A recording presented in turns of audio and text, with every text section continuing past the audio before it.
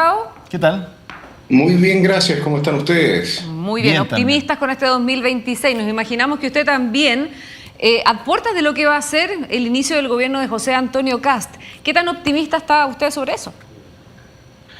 Mire, la verdad es que yo creo que tuvimos una buena recepción a lo que eran nuestras inquietudes y esa era la idea. La idea es que nosotros podamos cooperar en un marco que no nos tensione a nosotros más allá de lo que podemos justificar. O sea, al final los partidos políticos tienen sus propias visiones políticas y sobre esa base esperan que se haga política. Es muy difícil respaldar visiones políticas que no son las propias. Y por eso se necesitan entonces de repente esta especie de colchón que facilita el diálogo y facilita la comprensión. No, de todas maneras, y aparte que hay que, diputado, una pequeña opinión, desdramatizar muchas veces también que efectivamente son grupos distintos que tienen diferencias y están intentando llegar a un acuerdo. Pero dicho eso, ¿cuáles son estas llamadas líneas rojas de las que tanto se habla? Se dice que lo valórico, se habla de temas impositivos. ¿Qué es una línea roja para ustedes, para entender bien? Mire, hay programas que vienen de este gobierno y programas que vienen también de algunos gobiernos anteriores que están ideológicamente cargados, ¿de acuerdo? No tiene ningún sentido para nosotros el que en un gobierno del cual nosotros participemos esos programas continúen. Por lo demás, no veo cuál es la objeción que se levanta, especialmente, no sé quién en Chile Vamos habrá reclamado contra esto, no conozco el detalle, pero en muchos de los casos que nosotros hemos mencionado, hemos trabajado codo a codo con parlamentarios de Chile Vamos para oponernos a estos programas.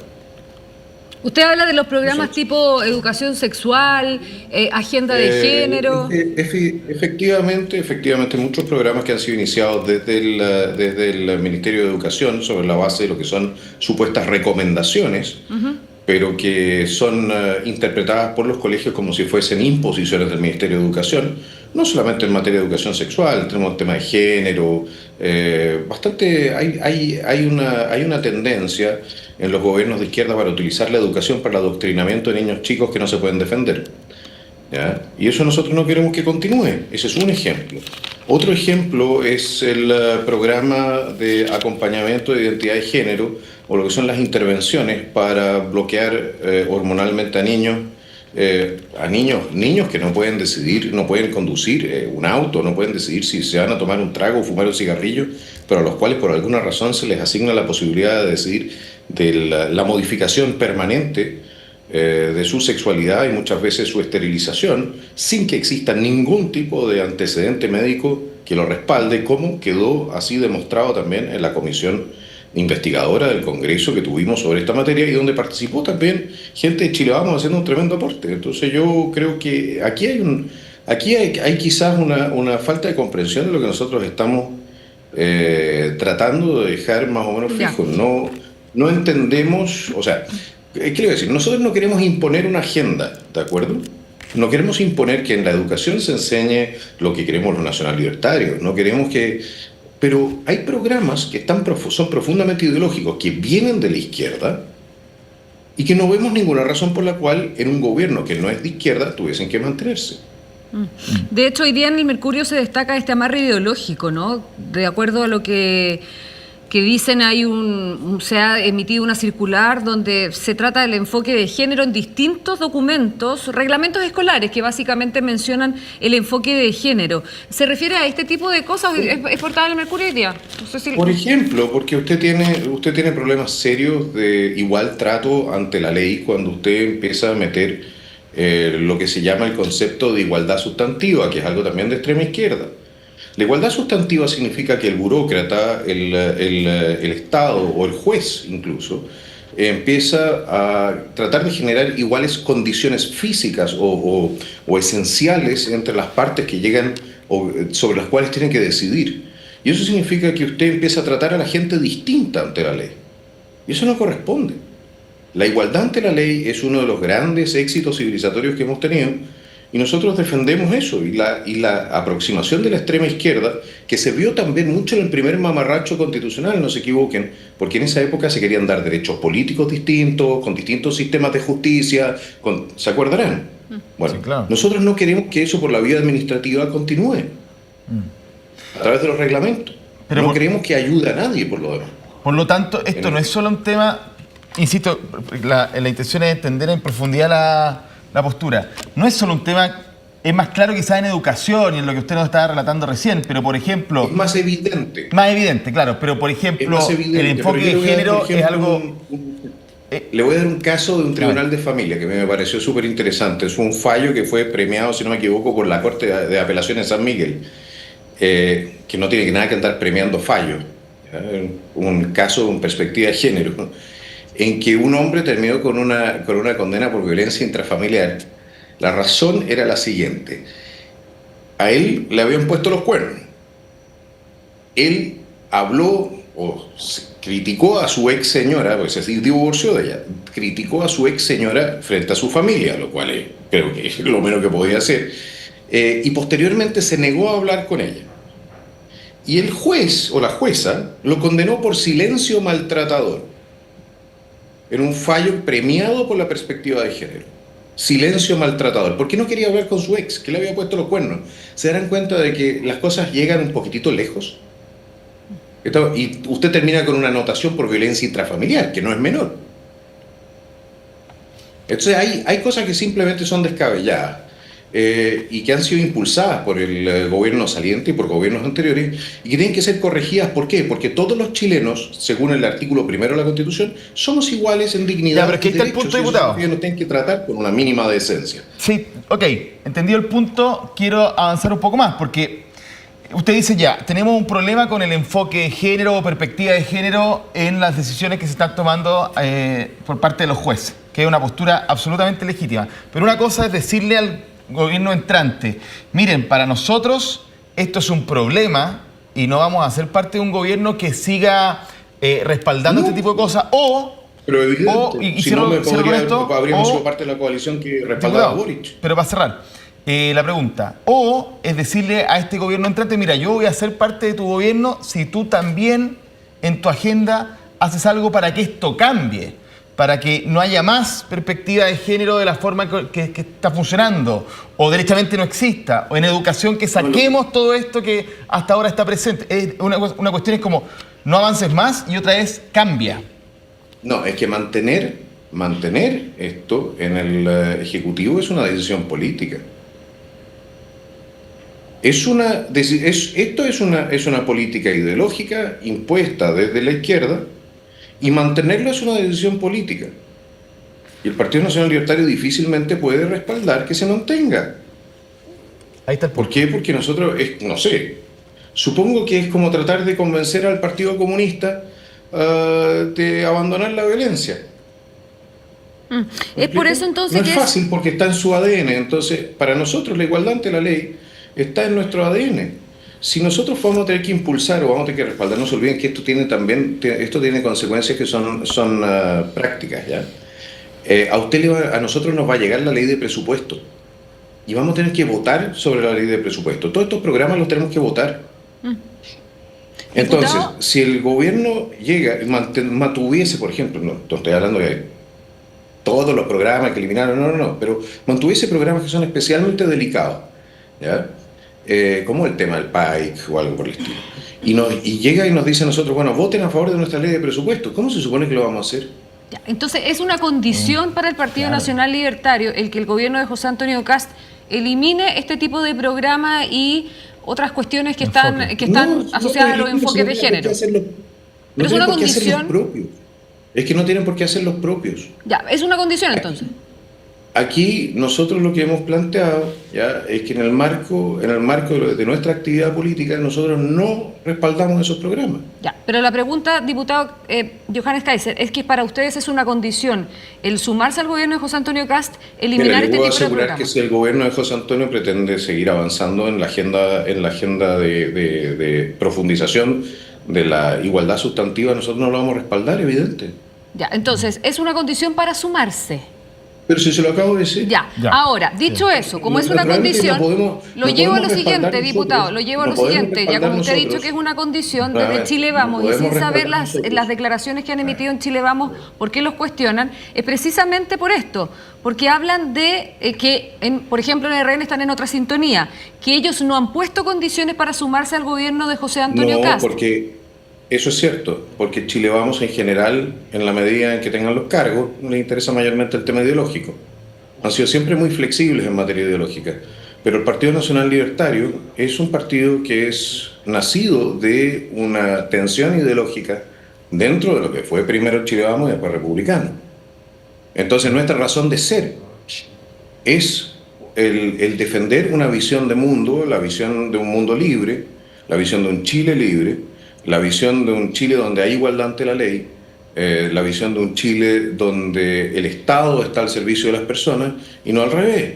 Y eso significa que, evidentemente, si no deseamos nosotros tensionar al Partido Nacional Libertario y transformarlo en un órgano que no tiene ningún tipo de relación con su razón de existir, entonces este órgano que se llama el Partido Nacional Libertario tiene que hacerse cargo, ¿ya? Naturalmente que no puede imponer todo. Estamos claros, nosotros no ganamos las elecciones, ¿ya? Pero se tiene que considerar que el Partido Nacional Libertario tiene ciertas sensibilidades que no pueden ser pasadas a llevar, porque de otra manera se hace inviable la cooperación, si eso es todo. No, es muy importante. ¿Cuál es el problema?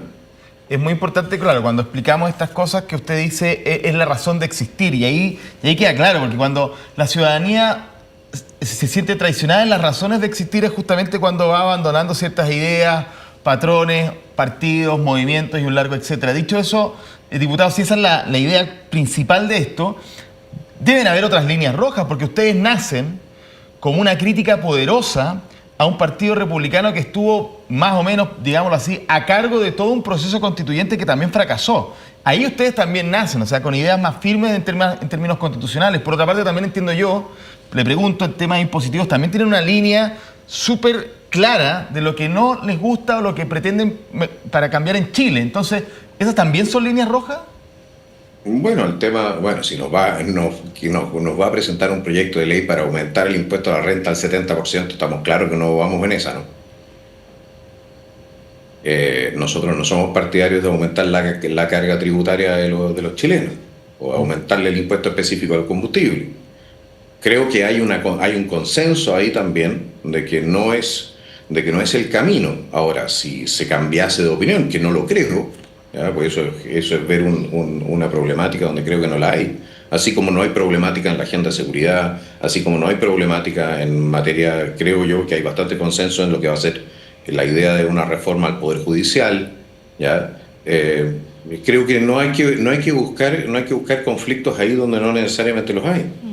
Ahora, sí le voy a decir una cosa, el gobierno que entra no tiene por qué mantener los malos programas del gobierno que sale. Por ejemplo, voy a dar un ejemplo.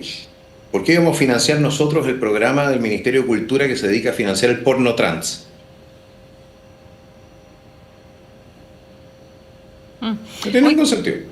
Oiga, diputado, una de las preguntas que subyace finalmente en la reunión ayer en la llamada moneda chica y el consensuar, hablar, abordar, no sé, el término que usted quiera ponerle al diálogo con Claudio Alvarado sobre estas supuestas líneas rojas o estas líneas rojas que el Partido Nacional Libertario marca, es finalmente si ustedes se van a sumar o no al gobierno y de qué manera. ¿Existe el ofrecimiento de ser ministro concretamente?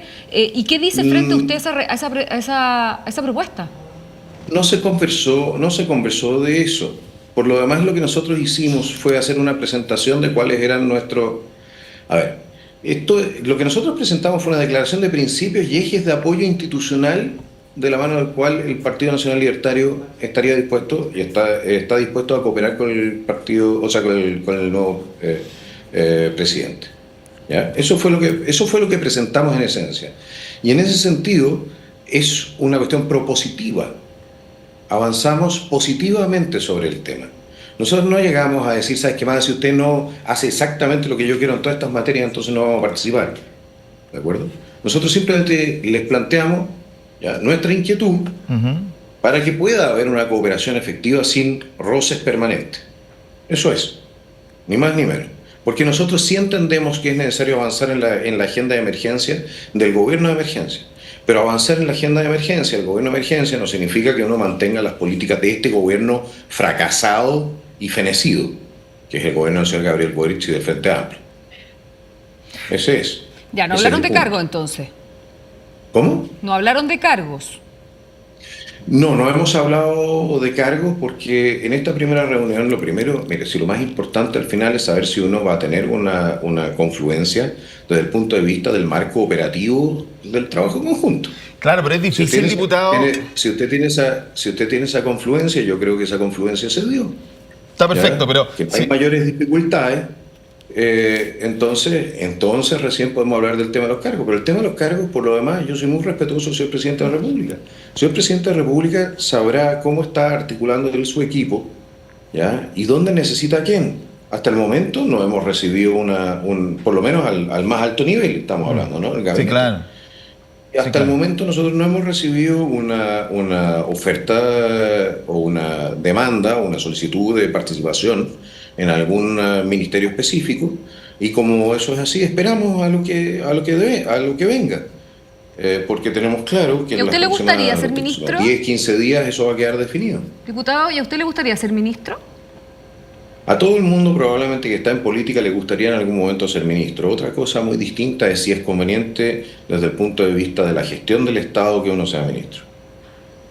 Diputado, porque yo creo que lo que usted plantea desde un punto de vista de un acuerdo puede ser, pero a la hora de materializarse, o sea, este ejemplo, este gobierno, el que tenemos hasta ahora, es un gran ejemplo de cómo intentó ampliar una suerte de coalición, 2 círculos primero, después para ciertas leyes no estaban contentos por un lado, para otras leyes no estaban contentos por el otro, y varias se tuvieron que pasar en el Congreso con apoyo, de hecho, de Chile Vamos. Entonces, eso es complejo a la hora de gobernar. De hecho, lo plantea hoy día, y cierro con esto, el Carlos Peña, el rector de la UDP, que plantea justamente que quizás en la idea usted y Kast pueden tener muchas similitudes, pero a la hora de ejercer el poder, uno tiene que decidir en si se mantienen las ideas o si está dispuesto a relativizar, dice él, o postergar, porque justamente hay que gobernar, hay que sacar adelante el gobierno. Entonces, ¿qué hay que ceder? Las concesiones clásicas de los gobiernos. Usted puede ceder en cosas pragmáticas, depende de qué es lo que le están pidiendo que ceda por el otro lado. ¿Usted cree que yo podría ceder, por ejemplo, el derecho a voto? No puedo. ¿Ya? La igualdad del voto, no puedo. Se hizo en Chile, ¿eh? Se hizo en más de una ocasión en los últimos 4 años, cuando se entregaron, por ejemplo, cupos reservados.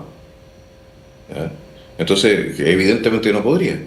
Entonces, ¿qué es lo negociable? ¿Qué cosa no es negociable en una república, en una democracia? Eso es algo que el señor Peña también nos podría decir. Bueno, ¿qué cosa no es negociable para él? Pues siempre nos están preguntando los nacional libertarios qué cosa no es negociable para nosotros. Está bien, nosotros no tenemos ningún problema de decir que los fundamentos de la república no son negociables. La separación de poderes no es negociable. ¿Ya? No es negociable entonces que todas las personas tengan los mismos derechos ante la ley. No consideramos que sea negociable eso.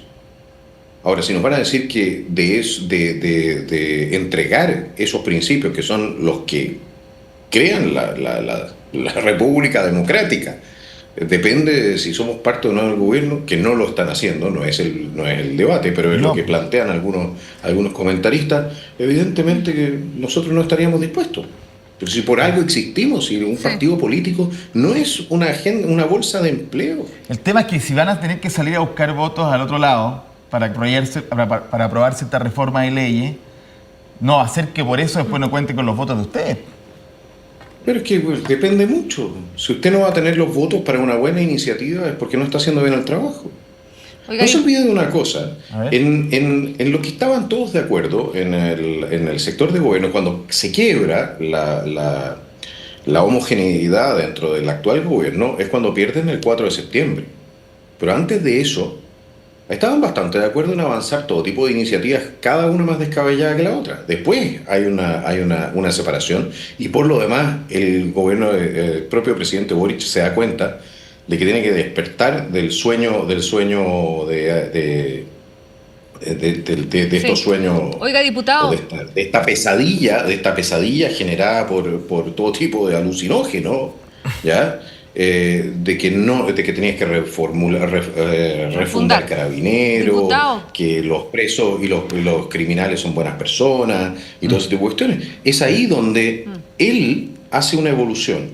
Él hace una evolución y efectivamente una parte entra a la centroizquierda, le salva el pellejo al gobierno, literalmente, y empiezan a trabajar con la oposición, que somos nosotros, para avanzar una agenda de seguridad. Diputado, lo tenemos que Pero su pedir. propia gente los dejaron votados, los más ultrones, pero aquí no estábamos hablando de una cuestión de principio. Diputado queda Kaiser, claro. queremos agradecerle mucho de esta conversación y lamentablemente tenemos que terminar la entrevista porque tenemos que